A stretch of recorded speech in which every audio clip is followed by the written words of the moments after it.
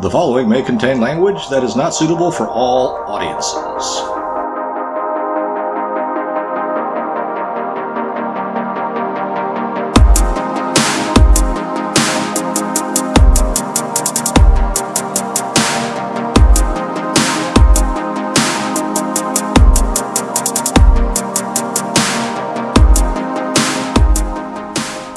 It's time.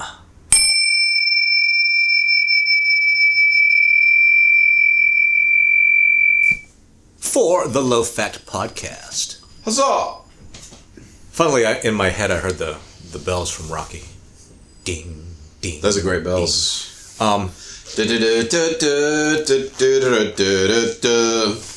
So, we got a new subscriber. Thank you, new subscriber. And thank you, all the other subscribers as well. But before we talk about whatever it is we thought we were going to talk about, can I just mention how... No. Sorry. It's lucky I find myself funny. Somebody has to. But as I was about to say before I was so rudely interrupted, prices are ludicrous. Yeah, it's... I want to know, like, why shit is twice as much here in California as other states, too. Well, that's the dumbass tax. Is it? Yeah. You mean, like, the dumbass will pay a tax? No, I think pound for pound, we have more dumbasses living here. I thought that a lot of the dumbasses left. They're leaving. But there's still some here. I think there's still a lot, yeah. And I'm not saying that, you're just, like, incredibly stupid. I'm saying for some reason, you come here and your brain shuts off a little bit. Is that just like the food? The food's just not quite as good. Well, to me it isn't, but... The funny thing is like, people from here, they go to other places and they're like, the food's way better in California. Well, I guess when you get used to a certain taste, I suppose. Yeah. But you've always maintained the food, it doesn't have to be as good here. I think that when you have a super large group of people in a concentrated area, okay, it's not as concentrated here as in maybe like New York City or Sao Paulo. But when you have heaps upon heaps upon heaps upon heaps of people, yeah, you don't necessarily have to be that good. In fact, it's kind of like diminishing. It is diminishing returns. Yeah, but I think the contrary could be true too. And the reason I say this is because I have a friend. She was my assistant many years ago. She does like stand up, and she does like these rants on Instagram, which are pretty entertaining. And she spends her time between here and some very small town. I don't know where she is, but she did a rant this week about her hair. Her hair. Oh. She went to the hair salon and like they did a really bad job, so she went back a second time and she was like trying to be really nice to the girl, and the girl was telling her about her boyfriend and what a nightmare it was, and then she showed her hair and she's like, I look like the fucking Lion King. Her hair was like, it was like super perm, just, and her whole thing was like, in the city, you get better haircuts than in a small town where there's like one salon. Well, yeah, in a place where that's like the old lawyer joke about the one lawyer, the two lawyers. Right. Any town that can't afford one lawyer can easily afford two.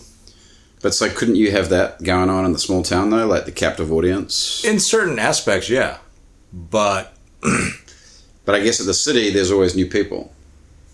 That's what I'm talking about. There's always new people, and it's also diminishing returns. I mean, it's like trying to get an A in a college class or in a class in university, college, where your college grades everything on a curve. Hard. Well, getting a B is not that hard. Getting an A is kind of not really worth it. But maybe food's different. Maybe food's different from hair salons. Well, everybody thinks they can open a restaurant. People that don't know about business, especially the restaurant business, yeah, or the bar business, people always say the margins are really tight in bars and restaurants. They are. Well, in most places they're really tight. But, oh yeah, so people that really don't know always sit there and think, oh, I think I could just open up a restaurant and then, shit'll be easy. So they're going, no, it's not. It's one of the hardest businesses there is. Well, they buy a they buy into one they buy a successful restaurant. I think that's its own little industry. People who know the restaurant business open up a new restaurant, get it going. Sell it to somebody who's... Yeah. Sell it at a premium to someone who don't know, and that other person just... destroys it. Pretty much. Well, I have to say, we haven't really... The Chinese buffets are pretty hit and miss out here. I think they're all miss. It's so salty and... But not even that, it's just... I don't know. We stopped going. I mean, I stopped going. Yeah, why is that? Why are the Chinese buffets so mediocre? I don't know. A lot of buffets are mediocre. The sad thing. Oh, I think the powers that be would love for us not to have buffets. Well, they're working towards that. Mm. Well, they've killed a lot of the small businesses. They're fucking decimated. Most of them are gone. Well, that's another thing. I wonder where the attitude came where the height of some kind of personal success is to be working for someone else. I don't like that. Yeah. I think you should be able to make your own living your own way. But in doing that, if you live in a society, any kind of society, that's going to be kind of hard. My pet peeve at this time of year is all the commercials of go and, buy our shit for Christmas. And I'm like, nobody has any money. So you can advertise all you want. If people don't got money, they're not going to buy stuff. Speaking of money, I think it's really weird that this thing that's supposed to be a measure, a representation, a symbol of whatever, turns into its own commodity.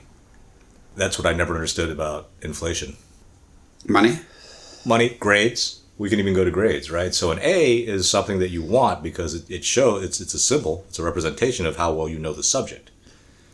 So then it doesn't become about it quickly turns into not becoming really good at whatever subject to get the seal of approval, but the seal of approval itself becomes the thing. It's just like money. Money's worthless. But, and I remember somebody talking like, well, you can buy real stuff with this fake thing. Like, yeah, I know, dumbass. That's not my point. Did you say that? No, because he's a really good friend. But money in and of itself is meaningless. And yet, it has become, the representation, the symbol has become the commodity. As opposed to what you can buy with it? No. Just like the A's, right? An A, just like the grades in school, are not supposed to be the thing. The knowledge, the whatever, is supposed to be the thing. But it becomes a thing. Getting a bunch of A's becomes a thing, so you can get to a better grad school or whatever to get whatever. Right. Same thing with money. Money is supposed to be a representation.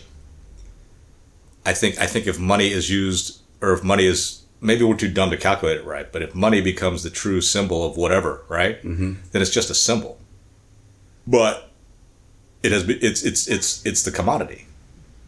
And so to counteract that, or whatever, it becomes, well, if there's too much money laying around, which is what's been going on, then it decreases in value. But that's only because the money is the thing, not as the representation. Maybe I'm being too esoteric here, maybe I'm just too dumb or whatever. All these things could be true, are true. I am too dumb. But it's just weird to me. And I don't know why every time this thing goes on record, I start talking like William Shatner in the old Star Treks. Well, sometimes you also, I edit you out too. Because you say. I start sounding like Porky Pig? Yeah. Yeah, well. When you're thinking, you say the same thing. You say the same thing. You say the same thing. I'm on a weird loop. Yeah. Well, I can't do two things at once. Think and speak? Well, I don't know. One of these days, I'm going to find a rhyme for orange. Orange? Yeah. I don't think there is a rhyme for orange. That's what I mean, right? But originally the universities were supposed to be about pure knowledge. Sure. You know, learning to think, critically analyze, learning for learning, like knowledge for knowledge's sake. Well, who wants to do that? What? Who wants to do that? There's people. There's still. Well, no, there isn't. I guess it's kind of over. I don't think it ever. I think that a lot of things kind of fall apart when you try to convert them to the real world, to the world we live in. What about philosophers, though? What about them? Well, one could say that, like, if you're studying philosophy, that's probably pretty pure thinking. Okay, but then you have to get known, you have to get heard, so now you have to be part of some system that pays you. And now that you're in some system that pays you so that you can eat and shelter yourself and do all the things that you want to do, you now want to cater. Now you want to stay. So you have to get with the program.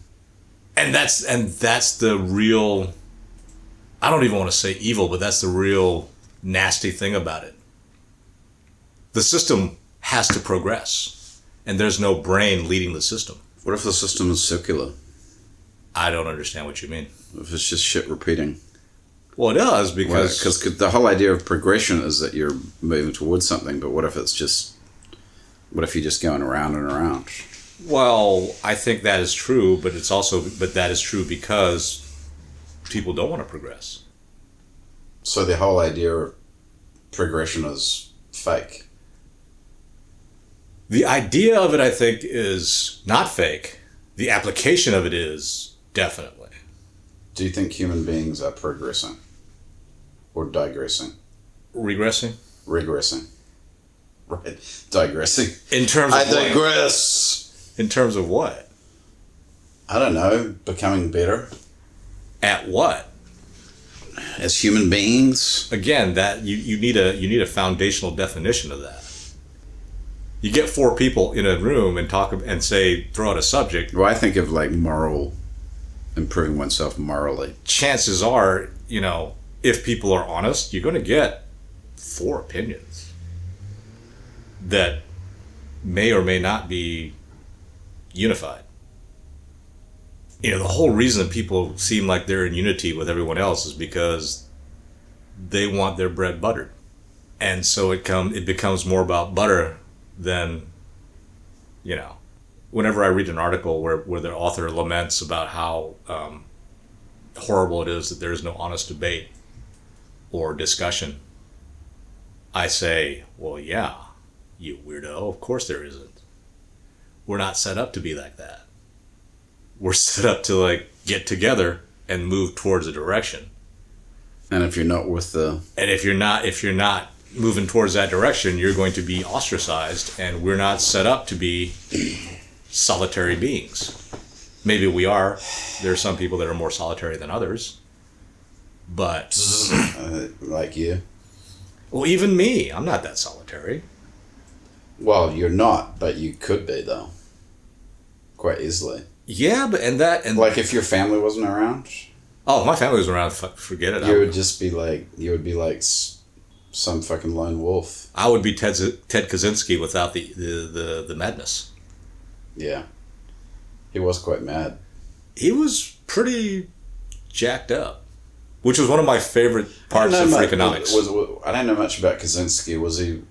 Did he have fucked up upbringing? That was the thing about Freakonomics, the very first book, when they were talking about nature versus nurture. Yeah.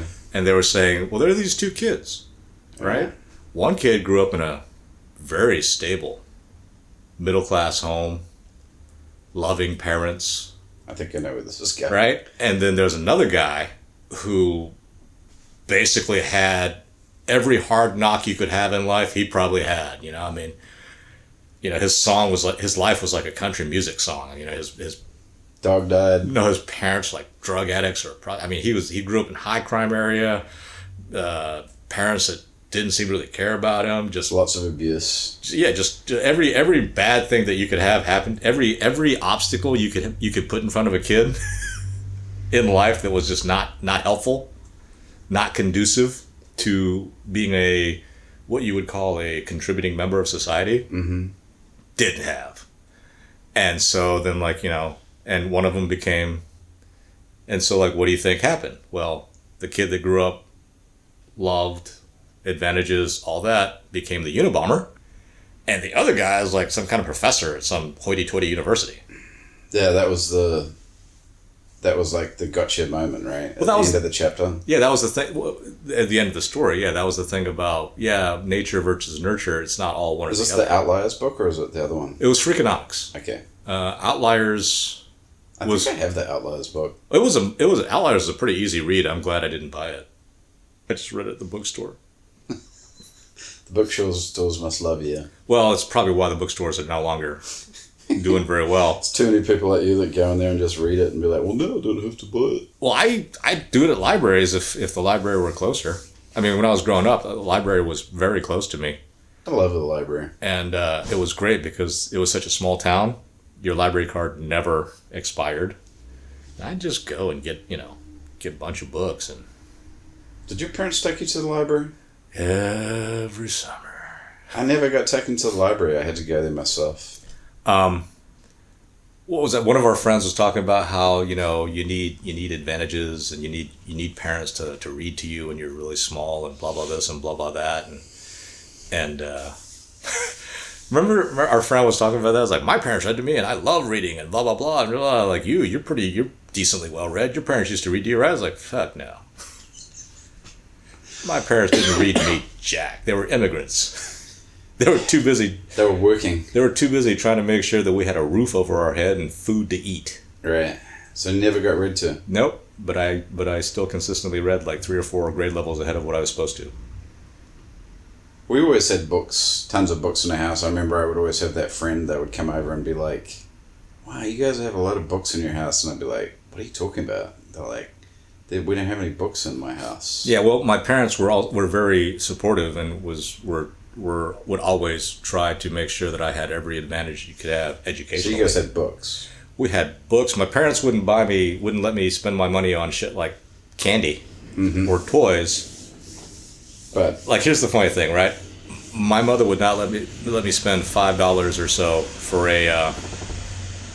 the newest like toy or Hot Wheels car or whatever. But growing up, I was like one of the first kids that had a Mac computer. Yeah. So jealous. My dad gave me this thing called the NBC 555. It sucked. Oh, was that like the Commodore 64? Just hook it up to your TV? It's like twin 5 1/4 inch floppies. And there was nothing fun about it. Like, there was no games. There was like nothing like that. I like had to do things like DOS programming and. Oh no, I love my Mac, man. I played stupid role-playing games. It had a little music program so I could sit there and transcribe. Dude, I had to write, like, if I wanted a game, I had to write it in BASIC. And my game, and like, I would buy books on programming, and then I would type in the thing and they'd be like, here's a good game, and I would sit there writing the basic programming, and then when I was done, it was like the lamest game in the world. Now that computer actually helped me play music better, because I'd get these little pieces of music that my teacher would assign me, and I wouldn't know how it's supposed to sound at the very beginning, and I wasn't good enough at music to know to be able to see and kind of hear it in my head. So I transcribed the notes into the computer, and then hit play. It'd take me an hour or two just to transcribe this whatever sheet music that I would have to do. You can do that on the Apple? Yeah. On the Mac, yeah. Plug it in, hit play, and it would play it so I knew what it was supposed to sound like. Yeah. And then I'd start playing, trying to. See, I remember in the computer lab at school they had the Apple IIes. Yeah, that's what I had. And those things were awesome, but we never had an Apple. Yeah. My friend had a Commodore 64, and the Commodore 64, he had all the fucking games. He had a tape drive. Do you remember the tape drives? I had one too. Yeah. Take like 25 minutes to load the game. But there were some great games on the Commodore 64. Yeah, oddly enough, I never got into the games. Dude, I played a lot of my money that I made, like, from my paper route and stuff, that all went back into the machines. I got really good at a couple machines. Oddly enough, it was the machines that would beat my mom. So the vendors would give you... My mom owned a laundromat. And so there'd be a couple of games there, and then... They open it up and then just do the finger to give you like 100 free games or whatever? They did. Did you play Defender? I played mostly Galaga. Galaga's great. What about Elevator Action? Do you remember that game? I do not. Oh, there's so many good ones. It's surprising I didn't get into video games. I mean, I'm well entrenched. Ghosts and Goblins? Pong was actually one of my favorite ones. Pong? Yeah. Ugh. But you never played Ghosts and Goblins? Nah. That was a great game. Oh, it's Thanksgiving. Can you believe it? It's already Thanksgiving. Oh, yeah. I guess it's the Thanksgiving episode. It is. So hopefully people are listening to us with their pants undone. Just, feeling ill. Getting ready for... Tryptophan, like overdosing on tryptophan. Over the football game and just wanting some solitude before the Black Friday sales. Yeah. Well, funnily enough, my favorite food at Thanksgiving in America? The green bean casserole? Steak. Oh. I'm all about the beef at the buffet. Hmm? Like, I'm going to have a little bit of turkey, but it's going to be beef. It's what's for dinner. About the beef, baby. Is it? That was a campaign for beef? Yeah, back when I was in college. Why is beef so expensive, dude? Well, here because prices are ludicrous because they printed way too much money. Didn't they do something with the pork too? Well, the pigs. California did have like some kind of free range type thing or something to where it's making pork a little bit more expensive. So now now there's no pork anywhere. I mean, at the buffets and stuff. Well, yeah, but I think that's going to change. It is a truism. I listen to AM radio once a week, and one of my favorite, not my favorite, but the person that's usually on when I'm doing my drive is Dan Bongino. I'm hit and miss with Dan, man. I like him. He's my kind of guy. We're both kind of blue collar guys. Okay, I guess I need to be honest. I'm not a blue collar guy. Blue collar guy. But I have blue collar proclivities and sensibilities, which is odd. Well, no, because my parents always owned businesses, and we always catered to the blue collar folks. Why are there blue collar people in California who are lifelong Democrats? That's what I want to know. Like a lot of the Hispanics, they're like lifelong vote Democrat, and I'm like, you're blue collar. Why are you voting for these people? I think it's because of what happened many years ago, right? So the Civil Rights Act, and Cesar Chavez with the farm workers, mm-hmm. But with the Civil Rights Act, I'm not going to go with Lyndon Johnson's quote, but that's pretty mercenary, man. Oh yeah. That's pretty mercenary. We'll get these people for life. Well, for the next 500 years or some crap. Man, people's not the word he is, but... No, it wasn't. And we're not going to repeat it, not because we're culturally sensitive, but just because I prefer not to use that word. Yeah. So, yeah, I mean, I think it's because that as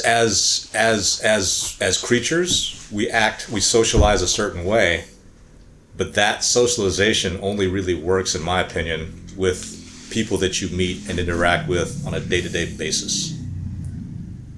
You can't expect an elected official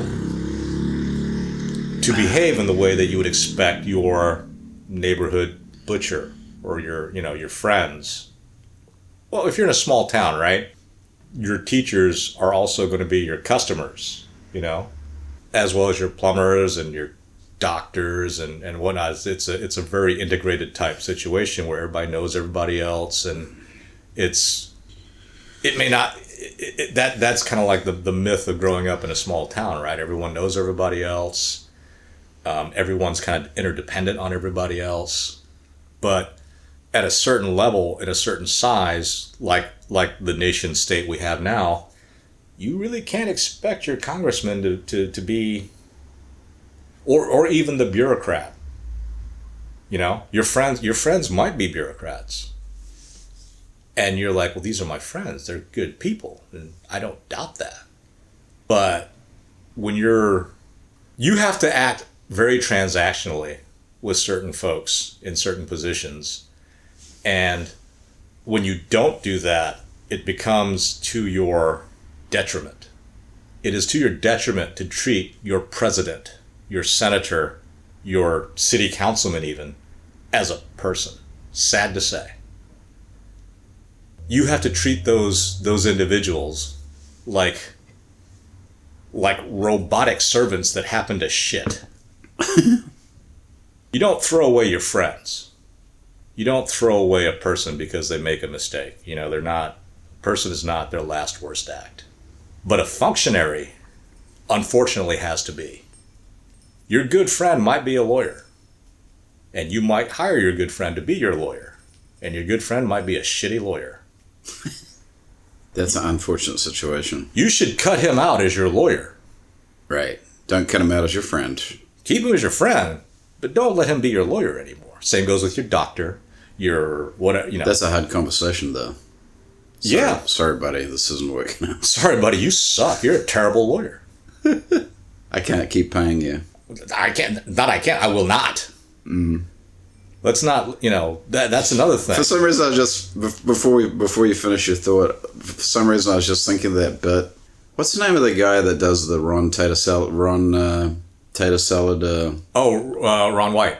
I think it's a Ron White bit where he talks about growing up in a small town and the trooper coming to the door of his dad's house. Oh. And being like, so were you drinking last night? And he was like, oh no, I was home all night, and the police trooper's car is like in the fucking driveway because his father like comes out of the bar and fucking is so fucking drunk that he gets into the police trooper's car and drives it home. So I think it's a Ron White bit. Could be. I've never heard that because the dad comes to the door and the cop's like, so you laying one on last night? And he's like, no, I was home here all night. And it's like, well, my fucking car is in your driveway, dude. I think it was a Ron White bit. Could be. Anyway, sorry. No, but that just made me think the small town thing, because the cop was like, I know where my car is. Yeah, exactly. But that's the thing. It is unfortunate when you have to treat people in a transactional way. But first of all, they asked you to. That's the first thing. They ask you to do it, except when they screw up. At that point, it goes, hey, they're like, vote for me. I'm gonna make sure these things happen or can happen. Right. They don't happen, you're gone. They don't happen. What's the next thing? Oh, look, I'm doing my best. I got this going on. Me. Cut me a break here, right? Like, exactly. Like next time. Exactly. Next time. That's an expectation with your family. That's an expectation with your friends. That's not an expectation with your surgeon. Why is that an expectation with your family, though? Because if you've got a family member that is just awful and like continually exploits the relationship, like at some point, as that family member that's being exploited, can't you at some point say, you know what, enough's enough. I can't do this anymore. That is an individual decision. That is. And that's hard, but sure, but that's an individual decision, and that's as far as I can go with that one. Right. Because it's not the same as transactional. No, because there are family members and friends that have look. I'm thinking of the alcoholic, particularly. We're going to consistently disappoint our loved ones. Consistently. Each and every one of us. That's just fact. Cold, hard, ugly. Now, each and every one of us wants a break. And the only people that you can have an expectation of that happening is with your family and friends. Right. Doesn't mean they have to do it. But that expectation is there because the world's tough. I think that's why things have gotten a little bit messed up, to tell you the truth. Because I think there's a lot of people running around who, for whatever reason, and I'm talking about younger people now, probably sound like an old curmudgeon saying this, but for some reason there's like this expectation from younger people that the world owes them a living, and that strangers and people who are essentially the transactional people you're talking about, but there's like this expectation from some younger people that they should be being kind of like catered to and taken care of by strangers. Well, unfortunately, the world, even in the situation with family, though, right? You cut other people breaks because they cut you breaks, and y'all help each other. Right. Nothing's free. And to your point, I think that's the disconnect and the reason why things are going to be in the way it is. It's like people expect a lot of free shit. Right. Free shit and to be treated like family by some stranger. That's free. That's getting something for nothing. Right. And to that... This guy needs to cut me a break. I don't know why he's like being like this. To that, I say you get what you pay for. You want to get that stuff, the only way that you could even possibly hope that might happen, is to do that. And even if you do... To do... You want breaks given to you, you got to give out breaks. Yeah. Well, that's the other part about it, right? It's I'm not doing anything for anybody else, but I'm expecting them to do a bunch of stuff for me. I'm like, are you high? Yes. Like, what have you been smoking? But that's the thing. You got to do that. You got to give out the breaks. However, the chances of those breaks coming back to you, pretty low. So, there it is. Do with it what you want. Live however the way you want to live according to that information. From, my standpoint, you might disagree and be like, dude's full of shit. I'm going to do it this way and expect this and everything's going to be fine. Maybe. Because we all get more than we put out. Each and every one of us. Even the ones that seem to have like crappy, horrible lives. They're getting some kind of a break. They get more than they put out. Now, the pain comes from seeing somebody else who seems to be getting more, way more than I'm getting. Right. And you're just like, the hell? Why is that guy getting all the breaks? Or even the thing like, why is this happening to me? That's my favorite lament. Why is this happening to me? I don't deserve this. You're right. Nobody deserves anything. Deserves got nothing to do with it. Favorite line from one of the worst movies I've ever seen? It is. That man was unarmed. He should have armed himself, right? I guess he should have armed himself. Anyway, I guess we've rattled on enough. Yeah, but happy Thanksgiving. Hope you guys enjoy your turkeys, your holiday movies, your Black Friday sales. Whatever it is that you do what you do to celebrate. The company of family or friends. In this season, this season doesn't seem like I don't feel like it's Thanksgiving this year. I can't believe that it seemed like November 1st was yesterday. Yeah, time's gone by really fast, and I think also because of some of the things that's been going on. Is that what it is? Well, is that why shit's feels like it's sped up? Well, not just the current events things, but I've got you know about some of the personal things. So yeah, for those reasons, Thanksgiving just doesn't hold the same gusto that it used to. I feel discombobulated. Well, let's combobulate. Yes, combobulate, and for those of you who are maybe not with family, just enjoy the company of those around you and do something good for somebody, man. At least in my view, makes you feel good. Well, you're a much nicer person than I am. Anyway, thank you. Like, subscribe, tell everybody, do more, blah, blah, doo-dah. And we'll talk to you post-Thanksgiving. Yay. Post. Post. Later.